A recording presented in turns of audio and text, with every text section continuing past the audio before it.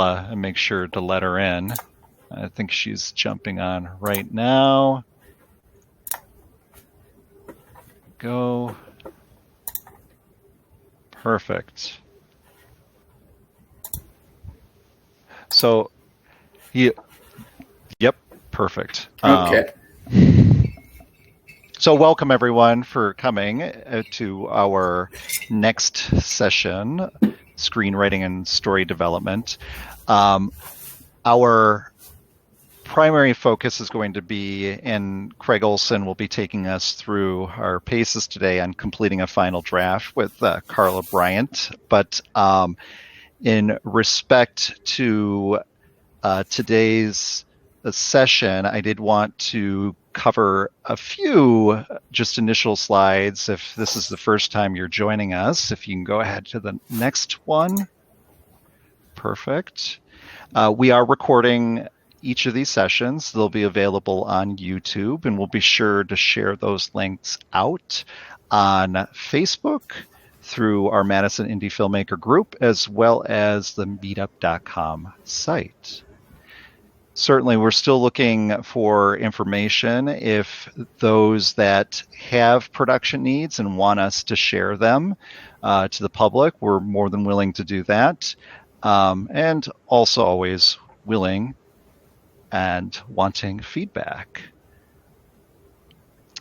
I guess in respect to that, I'll just pause for a second. It does look like we will be holding a future session. I'm going to tentatively say April, where it'll be an opportunity to meet with other producers. So what that means is an opportunity to learn about current projects that are in the works, where those producers groups are looking for crew.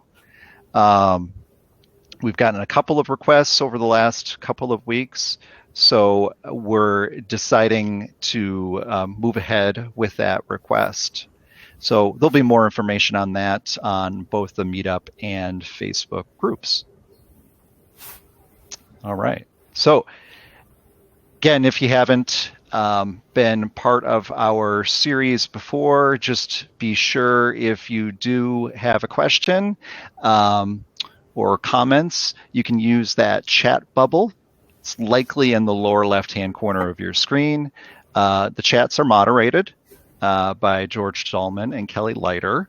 They are assisting us today.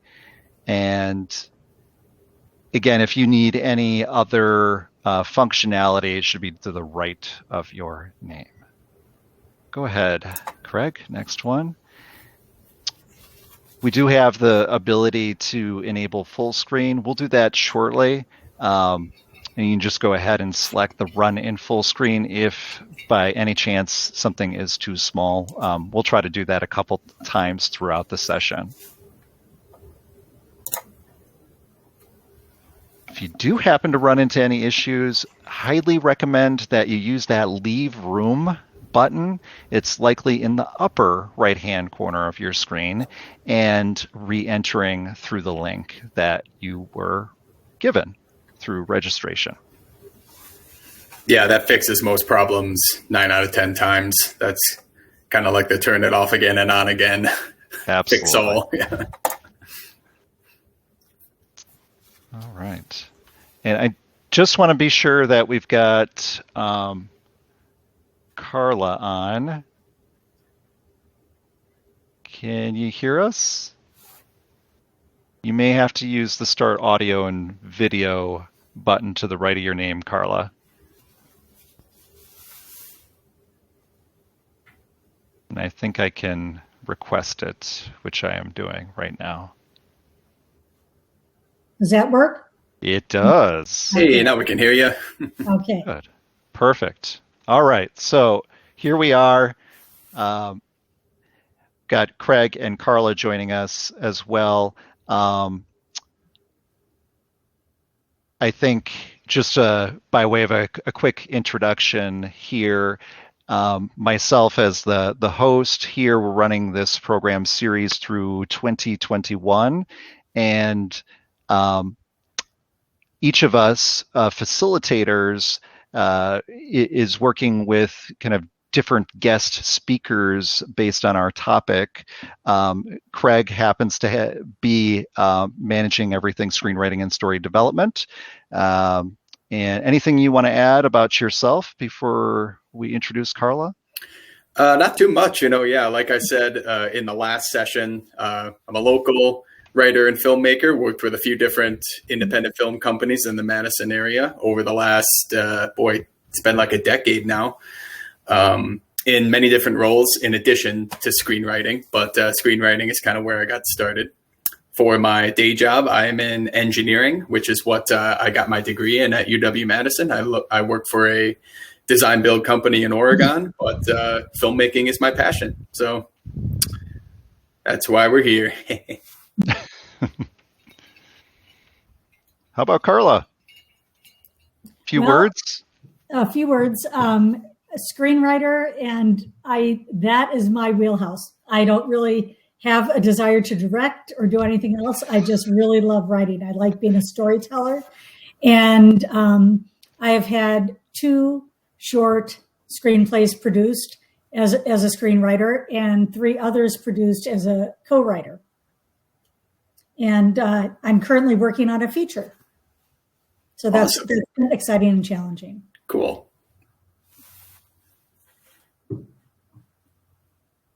All right. Well, Craig, you're up.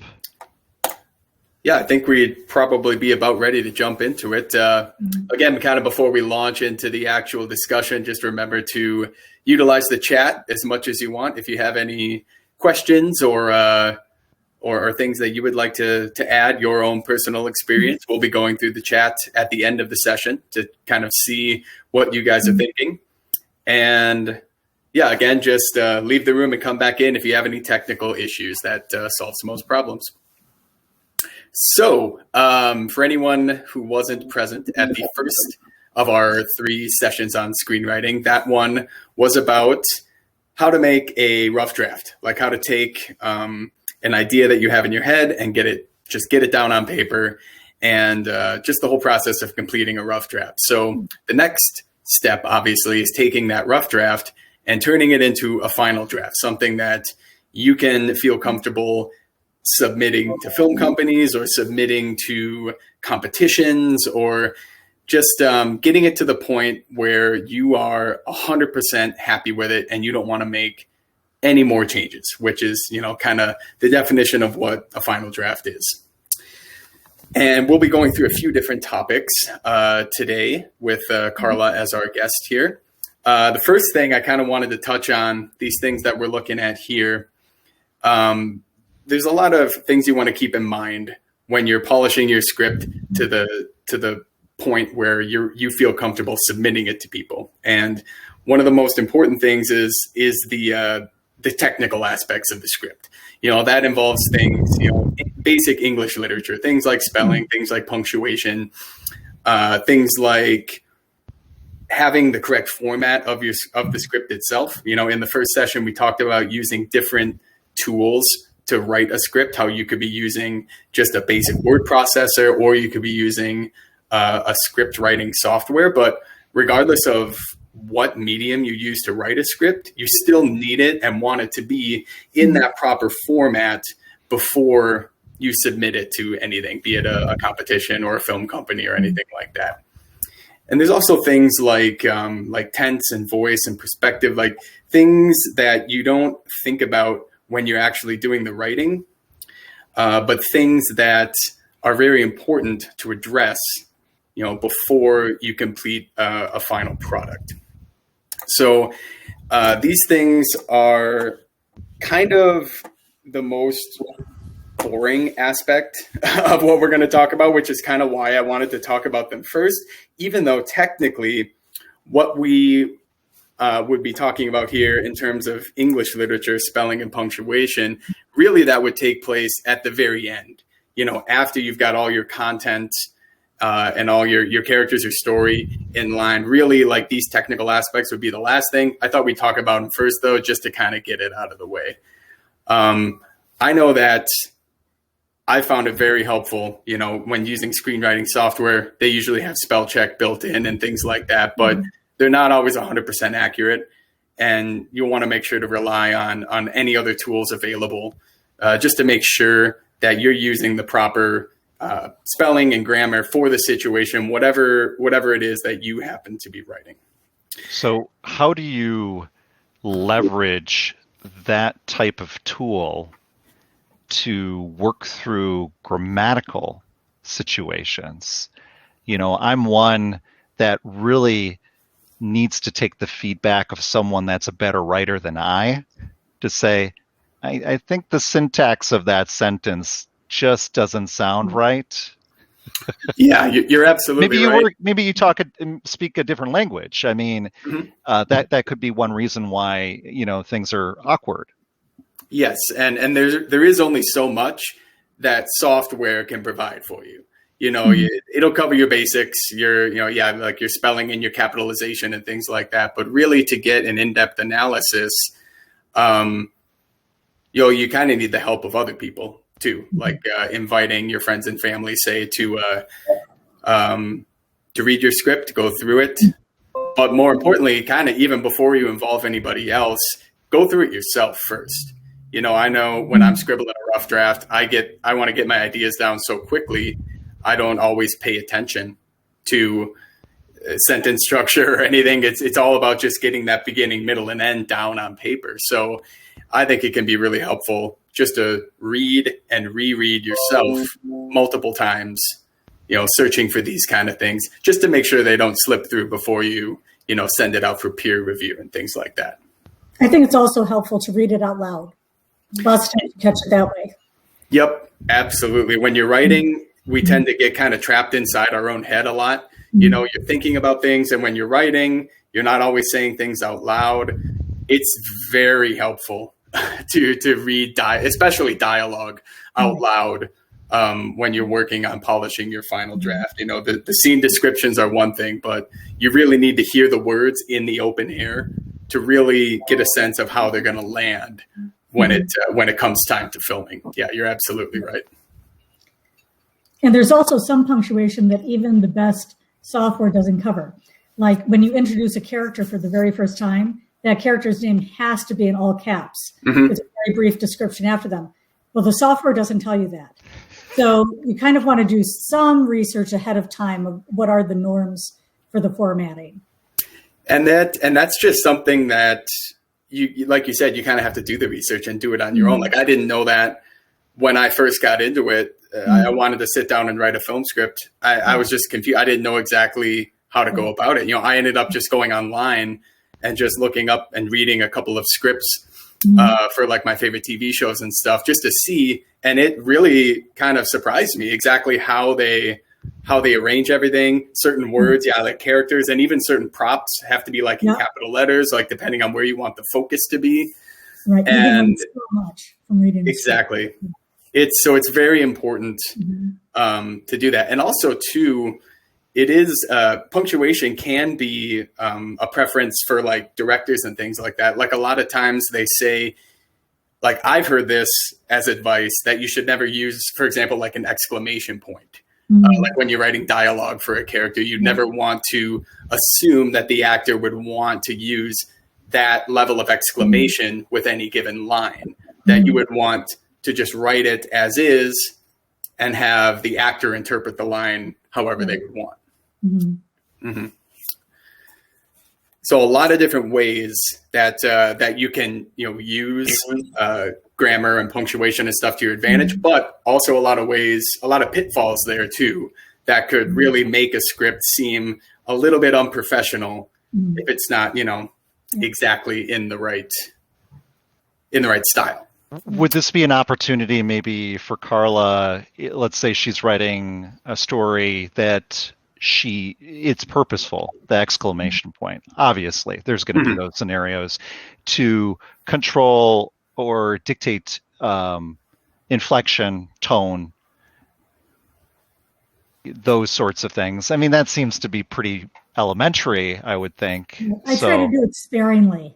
I do it if it could be taken either way. So if the director is looking at it, he might not realize the intention behind What if the character's a hothead, though? It could be all exclamation points. Everything in bold. Okay. So, well, that's a good thing to know to understand the difference. Fair enough. And I know one thing we're going to talk about. I don't know, Craig, if you want to talk about tense yet. I think he most certainly will as soon as he jumps back on. Sorry, I lost my connection there for a second. Absolutely, yeah. Tense. Yep, yeah. Tense is a very important part of it. I know a lot of times when I'm writing, I'll get going on a scene or whatever, and it's all in whatever, like present tense. Mm-hmm. And then before I know it, just like absentmindedly, I'll start writing in like past tense or past passive or like whatever. Like I'll go back and read it, and I'm like, holy cow, I'm jumping back and forth here, you know, and it makes no sense. Well, it's easy to do because when you read prose, when you read a novel, it's usually written in the past tense. But with a script, the actor is looking at what they're supposed to be doing right then. So they can't say, she lifted a pen. It's like, when did I do that? Or she's going to lift a pen or something. It has to be, she lifts a pen. And so I will always go through my lines of action, and I will make sure there's nothing that ends in an ED. So there's nothing past tense.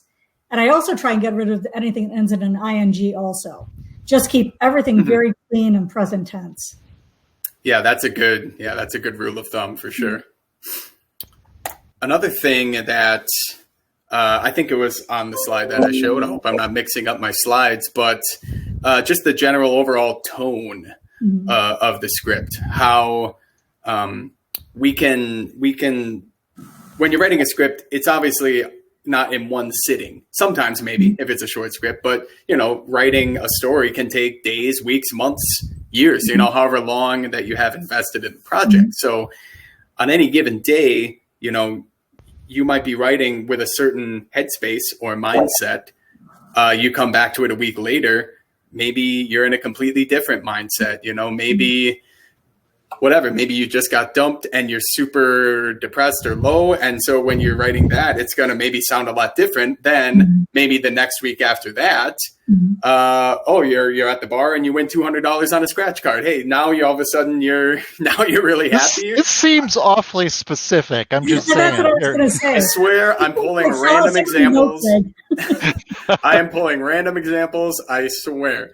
But whether you're writing in a very elated state versus maybe a more sad state or anywhere in between, that can affect how your words come onto the page. And if you put those next to each other, it can be very disorienting for the viewer or the reader, whoever's reading the script. And that comes across especially the longer the script is, I think. You know, short films can tend to be sometimes a little more random, chaotic, and people might expect that range of emotion since you only have 10 minutes or so to tell a story. You might make that jump, but especially if you're telling a more kind of gradual story that builds slowly, that rises and falls slowly, depending on what you're writing, you just want to be careful that you're using the proper tone for each section of the story that you're working on, for sure.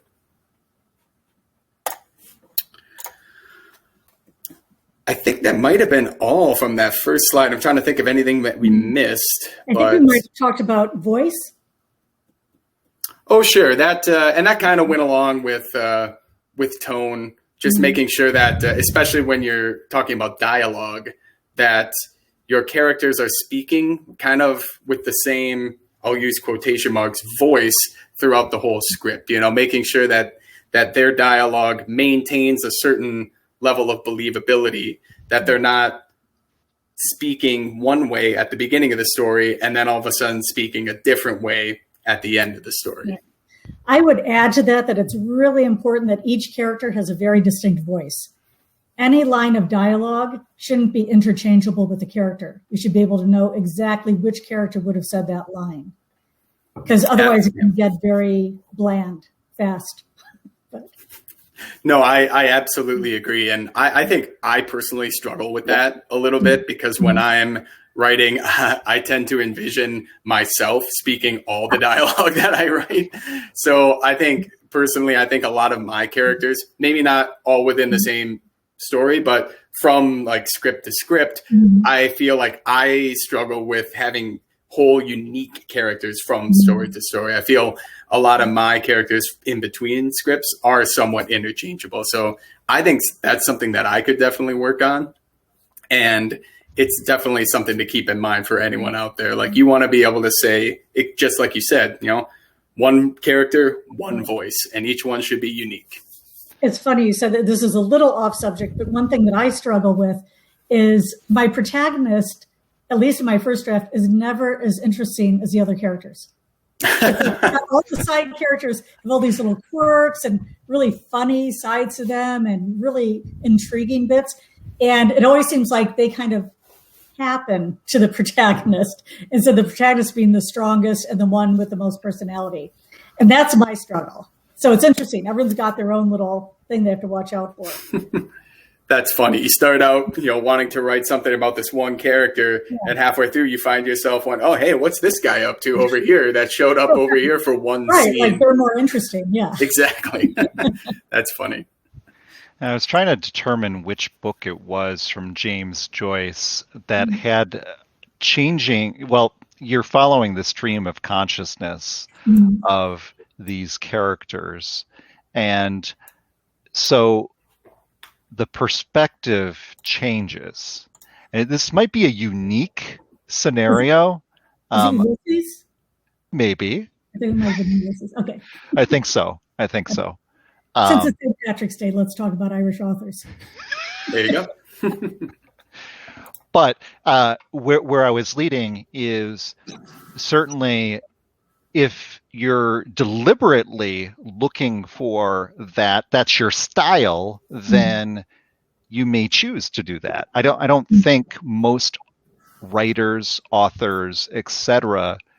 would do that. It would spur confusion to the audience, right? I mean, that is the reason why it's nearly a hard, fast rule to keep a stable perspective or voice. Absolutely, I agree. 100%. All right, well, shall we move on to... Sorry, I'm going to share my screen again here. Let's move on to some other stuff that we were hoping to talk about. Oops, hang on.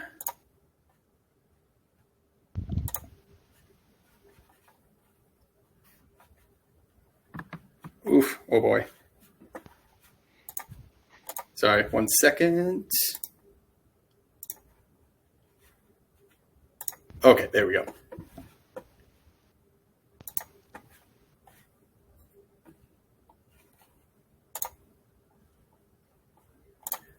Okay, there, geez. So once you get the technical stuff out of the way, there's other things to consider, more content-based, when you're taking your rough draft and turning it into your final draft.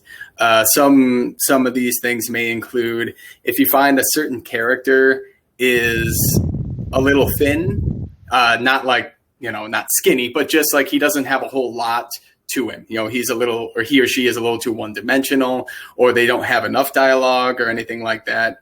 You can definitely, flesh out certain characters or certain aspects of your story that maybe when you were initially writing it, you added it because you thought it was a good idea, but you didn't really expand on it. So this is a good opportunity to do that. You want to talk about, for sure, you want to make sure that your script is not too long or too short. That's a very important thing, especially when you're working with, with film companies who are looking for a very specific type of film that they want to make. How, if it's a short film, a lot of times companies or competitions, like screenwriting competitions, will put a maximum length on their script, like max 20 pages or something. But also you want to make sure that it has enough meat to it. You want to make sure that you have enough pages there to really translate to the screen in a good way. Continuity errors, big thing that is very important to look out for. It can be easy to overlook in the initial writing process, but definitely can be a big hurdle down the road if you don't catch it early. Sort of a situation of writing yourself into a corner, so to speak.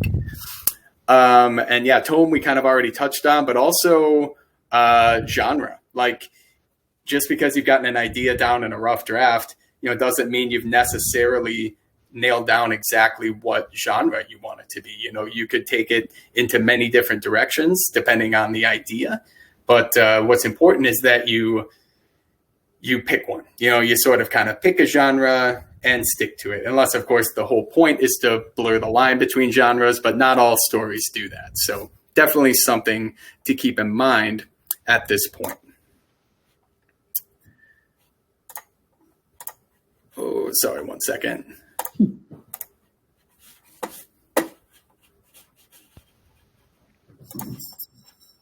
I can switch it for you, Craig. Yeah, that'd be great, actually. I'm sorry, it's just the setup with my monitors that I have is just a little bit awkward. Okay. So we talk about fleshing out stories and characters, like I know when I get down a rough draft, it tends to be pretty bare bones, not a whole lot to it. It's, basically just your basic beginning, middle, and your end. And I guess the trick is finding which spots really need a little more strength, and also on the opposite side, maybe you've got things a little too developed, when to cut it back. So that's, this is a point after the rough draft when a lot of scripts undergo a pretty big transformation from how it was originally to how it's going to end up in general. I know I've definitely had a few stories that I've gone through multiple revisions, multiple drafts just to get to a point, that I think is acceptable. Carla, is that generally your process too, or? Well, I was going to say I had taken a fairly long course through Screenwriting U called the Pro Series. And one of the things I said that really stuck with me was that before you start writing about a character, you should know everything about them. It might not show up in the script. It might not even be necessary in the story, but you should know their politics, their religion, how many siblings they have, their birth order, what kind of neighborhood they grew up in. Just kind of really know this person, probably better than you know many of your friends. Mm-hmm. But you just kind of know when you have those kinds of details, you can really get inside their heads and understand motivations, the way they would talk, the way they would look at things. I think there's a list you could probably find online of like 20 different characteristics you should know about each character before you write about them. And even if none of those things are ever in the script, you know them.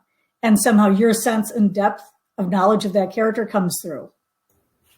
Absolutely. I read a piece of advice once. It can be a good exercise too, like for solving writer's block or something. If you get a character to a certain point, but you're not maybe sure where to go next, the advice was, sit down and write down 10 things about your character that the audience will never know. Right. Yeah. And it's exactly as you were describing, as soon as you set that background, it'll bleed through in the script into how you write their description, their dialogue, and it'll shine through. Absolutely. That's very important.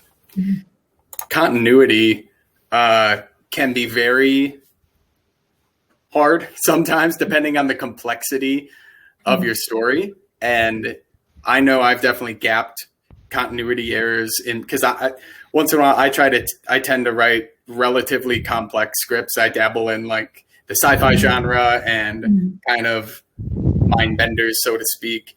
And you can be writing a story for days and weeks at a time and then think you're done and think you're all set to go.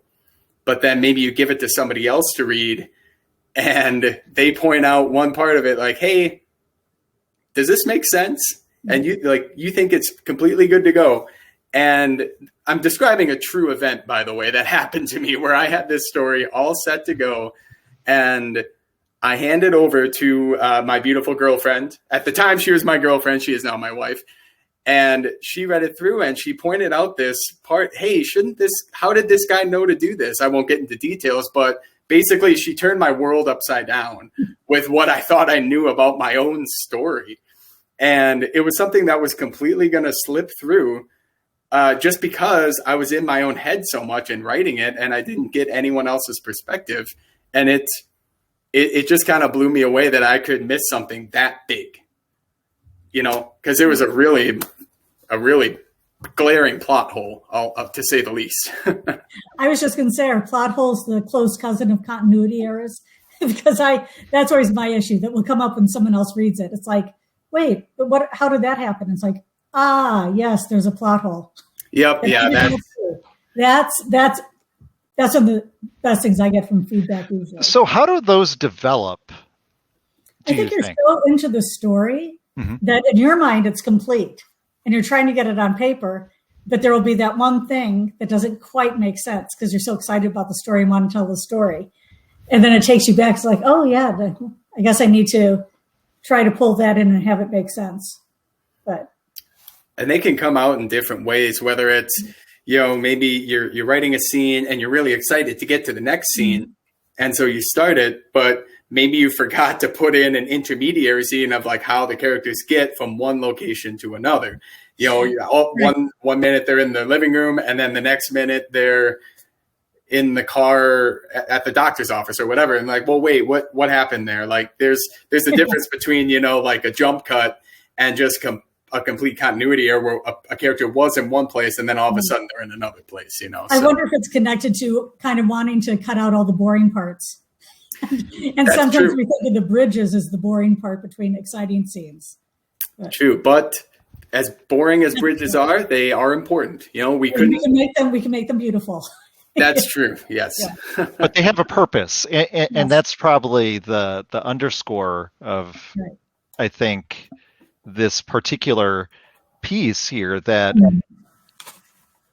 I don't think anything should be truly boring because it does have a purpose. So we're learning more about this character's personality through the interaction, like the protagonist with, a side character. And it might not be as, quite the action as previous scenes, but it's telling us something more. I was thinking more about the scene that the writer is excited to write. It's not necessarily has more action or that much more going on, but it might be something you're like, I've got to get that dialogue down. I can't wait to have that character's reaction to that. And that's when those plot holes can happen or continuity errors, I think. Mm-hmm. I've even found myself so excited to get to the end of a scene. That's where I start. I'll start with the final line of dialogue and almost work my way backwards from there. Yeah. And which is great, when you're in the process, you're getting ideas down on paper and it's a great way of, actually, doing some work. But then you go back and read it from beginning to end. Right. And it doesn't make as much sense. So you just have to kind of tweak it and adjust it to make sure that the average reader and most importantly, the audience will be able to understand the flow of events and exactly how things are going.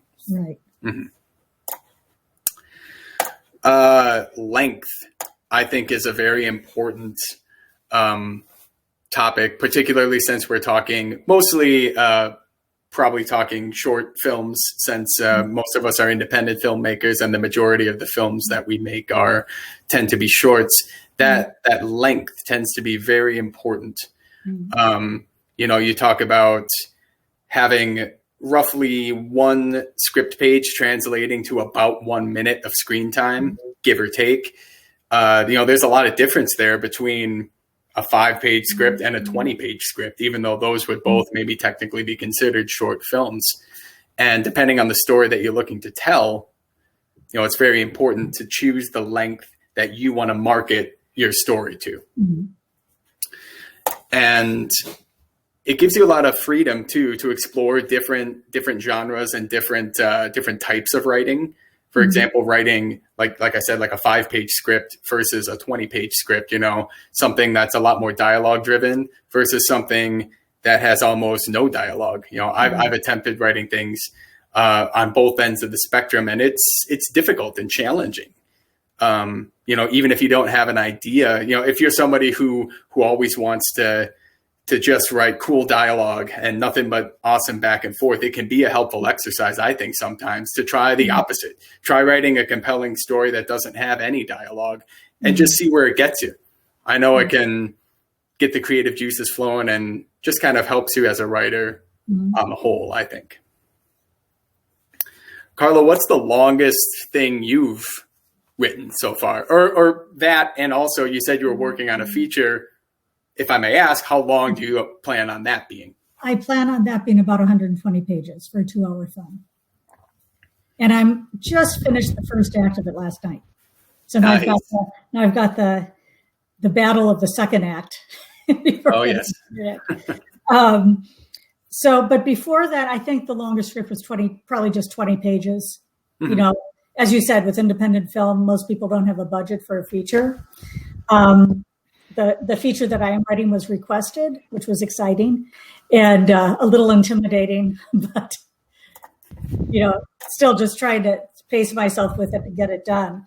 I did want to mention one thing when we're talking about content revision. When you look at things, there's a piece of paper I always keep on my desk that says to remember for each scene, enter late, leave early. Because you never want to start a scene with people saying, hi, how are you? Pretty good. How are you? And you don't want them saying goodbye or something at the end. You want to feel almost like the audience is eavesdropping, like, oh, wait, what's going on? Like something's already started here and they're trying to catch up with the characters.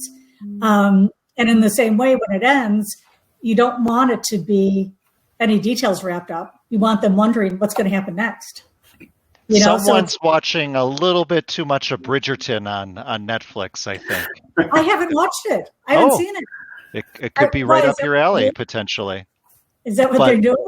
Well, yeah, absolutely. Okay. So that called to me. I don't know where I heard that, but I thought, wow, that's a very good thing to remember. And like I said, I've got it on a Post-it on my desk, so I do remember it. Enter late, leave early. Great mantra for writing good dialogue. And I think the only other thing we had in this area was we talked a little about genre. I know picking a genre can be difficult, especially if your idea is kind of fluid. I know sometimes I've even started writing something in a certain genre, and then by the end of it, it ended up being something different. Yeah. And if that's the case, at the end of your rough draft, you do want to make sure that you sort of balance it out and make sure that whatever you decide, you just narrow it down and make sure that the entire script flow fits to that particular genre that you pick. Right. You can have some elements of other genres, but you want to have an overriding feel. You don't want it just so, well, I'm trying to think I'm thinking of like Quentin Tarantino scripts. Mm-hmm. Some of them would be hard to say exactly what genre it is because he does mix it up so much, but he's Quentin Tarantino. And if you ever read his scripts, if you sent a script like that in to be produced, don't ever produce it. So he's his own thing. But I think he's the one that first comes to mind as someone who really mixes genres up a lot. Yeah, he's kind of his own genre at this point. But I think you're right, yeah. And that can be very effective, blending genres and doing multiple things, but it also can be quite difficult. I think a lot of times, the old saying less is more. Sometimes you stick with one thing and you pour your heart and soul into that one thing rather than try to do multiple things or please everybody. Just tell the story you want to tell, and do it in the way that you want to do it. That's kind of the bullet point there. Blending genres, like I said, can be effective, but not always necessary. Only if it serves the story properly, right. I would say. Yeah, it doesn't. It's rare that it works, I think. Mm-hmm. All right. Let's see. You want to transition to your last slide there? Yeah, absolutely. Hopefully I can do this a little more smoothly than last time. There we go. Okay, so the last thing we wanted to kind of talk about was very important stage, peer review. Now, this can be tricky because some people are quite private. Maybe they don't want to share their ideas. Maybe they're a little too shy or too bashful to share their ideas. But I think that peer review can be a very helpful tool in getting your rough draft to its best possible version of itself. Mm-hmm. And the only thing that, that we'll say about peer review is you always want to think safety first. Only really share your story, your ideas with people that you trust, people that you know, and people who you can be sure, aren't gonna, spread your ideas on the internet or go and take it for themselves, because as tough as it is to say, that does happen out there, in the real world. And we don't want to be taken advantage of as writers. But if you're doing it with people that you trust, it can be a very effective tool. Not only asking like other writers and screenwriters for help, but even easier, just your friends and family. Whoever has an interest in storytelling or reading or film or television, they'll give you feedback, and hopefully honest feedback. We touched on this a little before, but read-throughs, definitely reading through it yourself out loud is a very important tool to use, but also reading it through with other people can be very effective as well. Doing like a table read of your script just to see how dialogue flows, and this is sort of necessary just to get outside perspective on your script, and make sure that you're not just looking at your script through the opposite end of a telescope. That you're just you don't want to get tunnel vision on your own script or your own ideas. It's very helpful to get a fresh set of eyes on your story, especially if you've been working on something for a long time and it's the only thing you've been working on, and you've just been, going over the same words on the same pages over and over and over in screenwriting and in many other, creative outlets as well. It's definitely helpful to get outside opinion. I know that I mentioned before, my wife is a very good outlet for me to bounce ideas off of and stories off of and things like that. The other bonus too for using friends and family members, especially close family members, is that more often than not, their feedback will be very positive. So if you are the type of person who has trouble coming out of their shell a little bit, or maybe lacks a little in self-confidence, I know I do a lot of times, it can be helpful just to have someone read your story that, even if you know that they're going to give a positive review either way, just to get that confidence boost and just get, that metal back in your story so that you can turn it around and write something even better the next time, whether or not that feedback is even constructive or it's going to help the story itself at all. I think that boost of confidence can be almost just as important.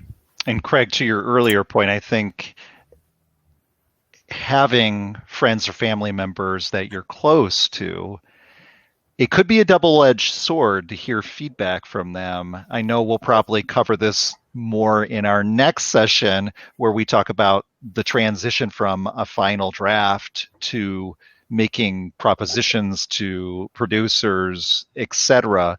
But the reality is to have probably constructive criticism. Mm-hmm.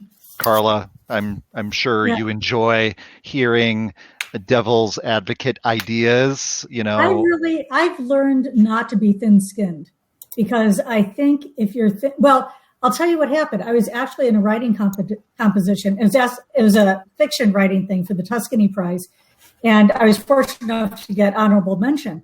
But the person who won it ended up being eliminated because he refused to change anything in his story. He refused all the edits. And they said, well, then we can't work with you. And once you realize that if you refuse to accept any notes or constructive criticism, people aren't going to want to work with you. Your things aren't going to get produced. So if you're happy keeping things exactly as you wanted it and in a desk drawer and no one ever sees it, that's fine. But you have to learn to accept criticism. I've got a very small number, I'd say at the most 5 screenwriters who I really trust reading my scripts and giving me feedback it's always spot on, But I also really like having people who are not screenwriters, but love films. Those people who are just passionate about movies, have them read it because they're the audience. And that's really who I'm writing to. They're the ones who love a great story. They love how things unfold on screen.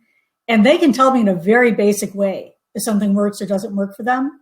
And I take that with just as much weight as anything else. And one thing I did have to learn is sometimes you'll come up with a character that you absolutely love. I mean, they're just charming and witty and fabulous, but they don't really do anything in the script. They're kind of just there, you know? And there's a phrase, you have to be willing to kill your darlings. And I think that's exactly true. If you've got a character, no matter how attached you are, how fabulous you think that character is, if it doesn't work in the script, they just have to get written out of it. But I also believe no matter what you write, it's never wasted. There might be another script where that character certainly plays a part that moves the story forward. But you just have to be able to see also that the criticism isn't about you. They're talking about the story and how they perceive the story.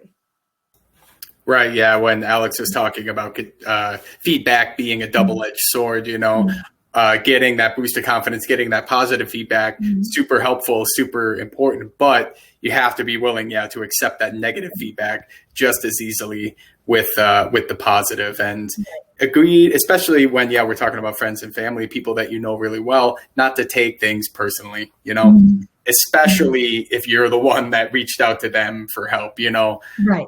It may be a different story if they bug you to say, hey, I heard you're working on a script. Can I read it? And then, you finally give it to them and then they're like, oh, this is garbage. Like, why did you make me read this? Like, well, you asked for it, you know, like, maybe that's a different situation, but balancing the good and the bad, you know, because good feedback and bad feedback together, well, constructive feedback, I'll say, work together to help turn your rough draft and make it into that final draft, into something that you're proud of, for sure. So is that what you mean? This is a phrase that you had on the previous slide, multiple perspectives of doing that balancing act. Maybe it's an opportunity to get that constructive criticism from folks that are outside of your inner circle, if you will. That feedback could be essential to, making that story successful. Absolutely. And it's like I said earlier about being in your own headspace when you're writing. If no one else is looking at that script, it's all that's on the page came out of one brain. And that can sort of pigeonhole you into a certain style of writing.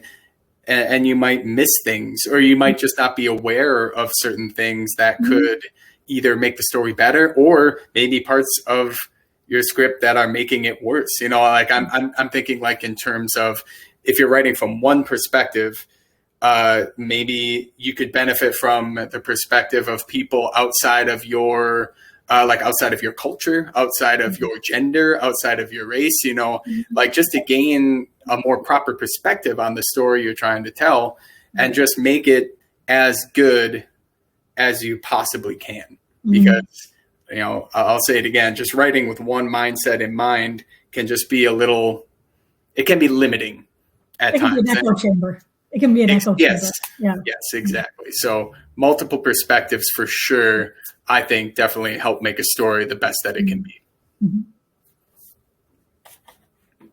And then, and this really is kind of a good segue talking about multiple perspectives and peer review in polishing your final draft of your script, because, like the next stage that we'll get into in the next session will be sort of taking all those lessons learned in your peer reviews and applying them to working with a film company, say working with a particular director or producer where, as Carla mentioned, are willing to make the script, but you'll have to allow a certain bit of creative license to make it translate well to the screen.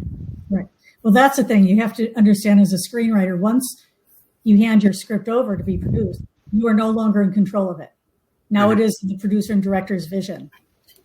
And that's just how the industry works. That's not, something odd. That's how it works. So you can either keep your script written but unproduced, or you have to be kind of willing to have that leap of faith. That's why you want to make sure that you go with a director or production company you have confidence in that they'll do justice to the script.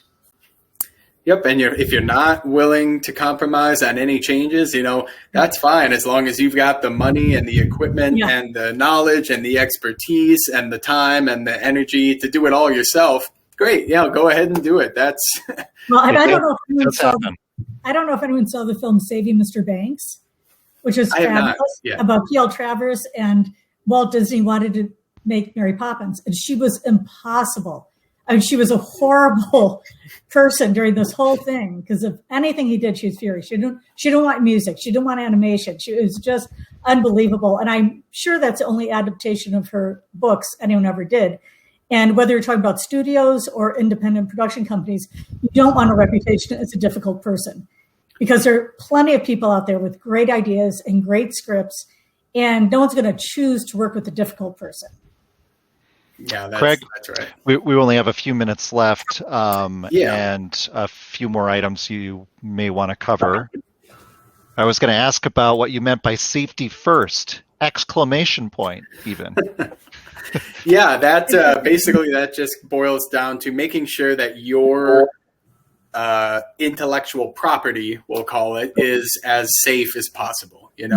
When you've got things contained in your head, obviously, but also just like on your hard drive, on your flash drives, not on the internet, you have it in a secure space, and you can be sure of its security. That's one thing. But as soon as you start, say, sending your script to potential producers or film companies, screenwriting contests tend to be a little bit safer because that's kind of their thing, but you still want to be generally aware of who you're sending your script to, because as we said before, there can be people out there who tend to take advantage. I know, Carla, you and I were talking recently about how we can protect our writing, and what steps can we take, do you think, to kind of make sure that our stuff stays safe? Right. Well, I always registered things with the WGA, and it was just somewhat recently I realized that doesn't really protect, it doesn't really copyright your script. It just says that you wrote it. And so what I've been advised is you should copyright everything. Now, the thing is, it's, WGA is maybe $30 to copyright something. And I think the Copyright Office is $65. However, if you're talking about short scripts, you can send them a set of 10 short scripts, and that will be covered by the $65. So it doesn't have to be $65 for every short script you write. It's a hotly debated thing, because I think so many people did feel so loyal to the WGA and thought they were covered, and now things are coming out showing that might not be the case. Interesting. The WGA, by the way, being the Writers Guild of America, for anyone who didn't know. That's interesting that you can group like 10 scripts together and have them all copyrighted. Do you know how long that lasts? Is it like 5 years, 10 years, or? It's longer than that. I can't remember off the top of my head, but I believe it's longer than 10 years. Okay. That's good, because I registered a couple things with the WGA myself years back, and that only lasted for 5 years, I think. Yes, correct. So copywriting seems to be the way to go. But that's what I've been told. Mm-hmm. But again, if you're working just with people locally that you know and trust, I know like the film companies that I've worked with in the Madison area, I trust them completely. I never copyrighted any of the short films that have been produced by local companies. And, it's not like I'm trying to make money off of this kind of thing. It's just a passion for me. So I'm not too worried about that aspect myself. But if any of us had bigger aspirations and we're trying to go for something bigger, it's important to protect your work to make sure that you don't get rear-ended in the long run. Right. And my concern isn't so much with production companies, but someone in the audience. Someone in the audience might take that idea, and if they know it's not copyrighted, they could run with it. Right, because how would you prove that it was your idea? Yeah. And it's not about money, because otherwise we wouldn't be doing independent film, but it's the principle. Right. There you go.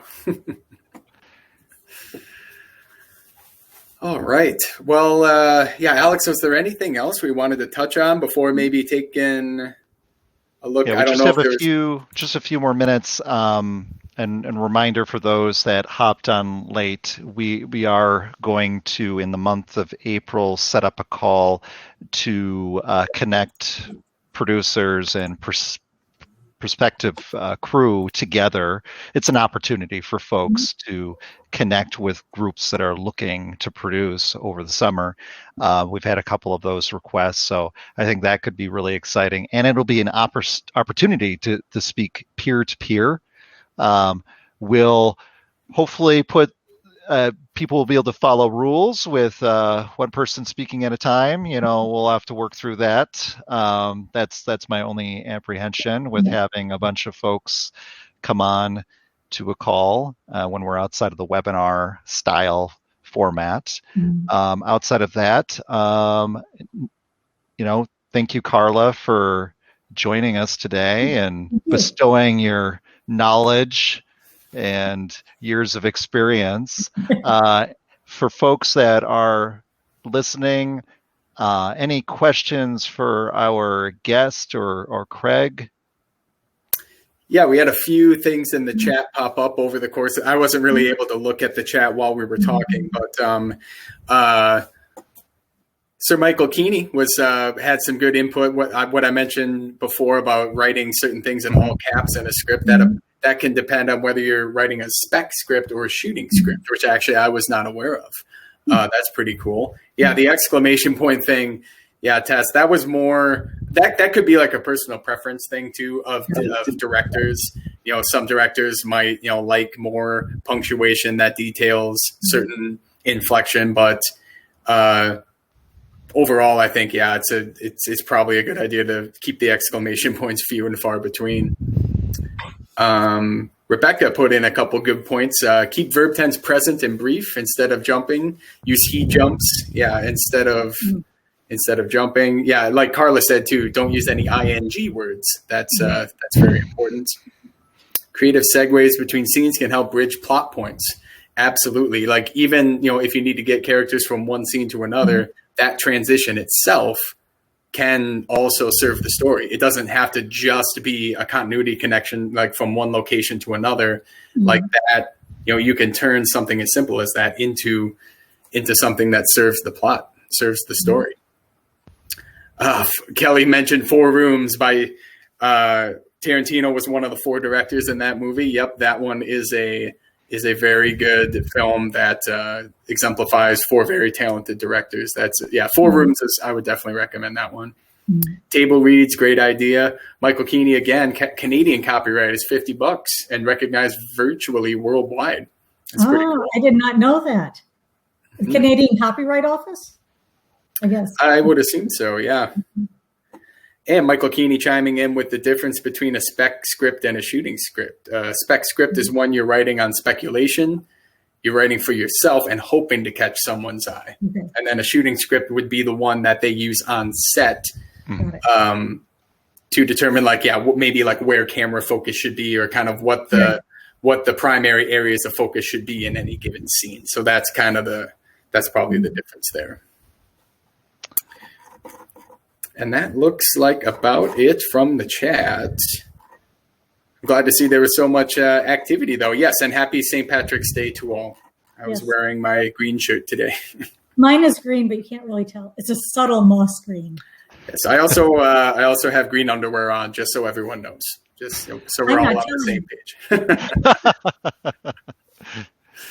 Well, thank you all for joining us. We're a couple minutes after, so I think we'll wrap up here. And just for those our guests and presenters, thank you again.